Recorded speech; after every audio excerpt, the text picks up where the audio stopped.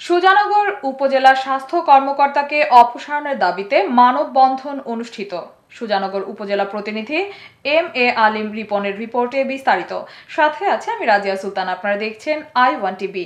পাবনার সুজানগর উপজেলার স্বাস্থ্য ও পরিবার পরিকল্পনা কর্মকর্তা ডাক্তার আলী মাজরুই রহমানকে অপসারণের দাবি জানানো হয়েছে। অব্যবস্থাপনা, দায়িত্বে অবহেলা সহ নানা ধরনের অনিয়মের অভিযোগ এনে শনিবার 2 আগস্ট মানববন্ধন থেকে তাকে অপসারণের দাবি করেছেন স্থানীয় বিভিন্ন শ্রেণী পেশার মানুষ।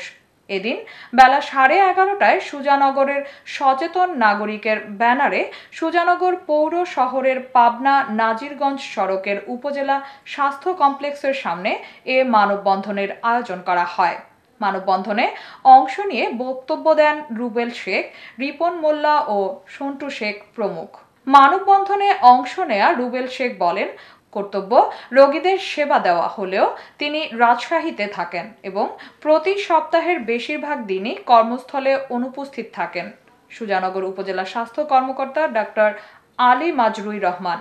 শুধু তাই নয়, কর্মস্থলে মাসের বেশিরভাগ দিন অনুপস্থিত থাকলেও তিনি প্রতি মাসে নিয়মিত পুরো বেতন ভাতা তুলছেন। স্বাস্থ্য অধিদপ্তরের আদেশকে বুড়ো আঙুল দেখিয়ে এভাবে দিনের পর দিন দায়িত্বে অবহেলা করায় ক্ষোভ প্রকাশ করে তিনি বলেন, নিম্ন আয়ের মানুষদের জন্য একমাত্র ভরসা সরকারি এ হাসপাতালে আসা রোগীরা সেবা বঞ্চিত হওয়ায় তার অপসারণ দাবি করছি।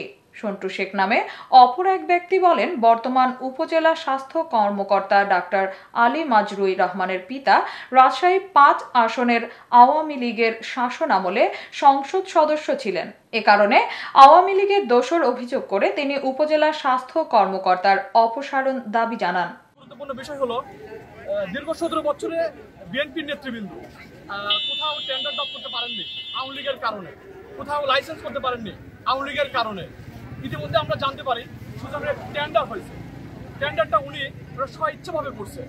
করার পর আমরা জানতে পারলাম যে বিএনপির নেতৃবৃন্দ যাদের লাইসেন্স নেই তারা এখানে ড্রপ করতে পারবে না এবং বিএনপিটা নেই, তার মানে বিএনপির টেন্ডার ড্রপ থেকে বাইরে চলে যাচ্ছে। সুতরাং আমরা চাই যে রিটেন্ডার হোক এবং ইউএইচএফপিও চায় যে বিএনপির নেতৃবৃন্দ আওয়ামী লীগের দোষী হিসেবে আওয়ামী লীগের সাহায্য নিয়ে এখানে টেন্ডার ড্রপ করুক, কিন্তু এটা আমরা হতে দেবো না। এখানে এমন একটা কাজ করতে হবে যেন বিএনপি নির্যাতিত লোকজনরা, যারা বিএনপিতে বিগত 17 বছরে কোনো টেন্ডার ড্রপ করতে পারেনি আওয়ামী লীগের কারণে, আজকে এই টেন্ডারটা এমন সহজকরণ করা হোক যাতে বিএনপির সকল নেতৃবৃন্দ এবং সাধারণ মানুষ থেকে শুরু করে বিএনপির নেতৃবৃন্দ এখানে টেন্ডার ড্রপের সুযোগ পায়। আমরা মানববন্ধন করছি, এটাই শেষ। এতক্ষণ সঙ্গে থাকার জন্য ধন্যবাদ। I1 টিভির নিয়মিত আপডেট পেতে ভিজিট করুন আমাদের ওয়েবসাইট, ফেসবুক, ইনস্টাগ্রাম ও ইউটিউব চ্যানেলে।